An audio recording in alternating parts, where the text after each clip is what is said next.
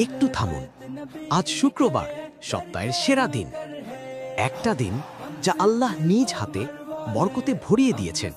আপনি কি জানেন, এই দিনে একটি ছোট আমল আপনার নাম আমলনামায় এমনভাবে উজ্জ্বল করে দিতে পারে যা দুনিয়ার কোনো পুরস্কারের সঙ্গে তুলনা চলে না। আজকে বেশি বেশি দরুদ পাঠ করুন।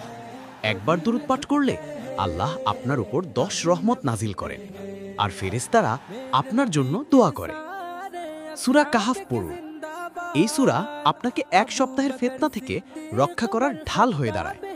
আর মসজিদে গিয়ে 2 রাকাত নফল পড়ুন। হয়তো এই 2 রাকাতই হবে আপনার জীবনের সবচেয়ে বরকতময় ইবাদত। আজ শুক্রবার, বরকত, রহমত আর ক্ষমার দরজা আজ খোলা। চলুন এই দরজায় আমরা প্রথম টোকার মানুষ হই। ভিডিওটি ভালো লাগলে সাবস্ক্রাইব করে রাখতে পারেন। আপনাদের জন্যই তো এমন ঈমান জাগানোর ভিডিও নিয়ে আসি।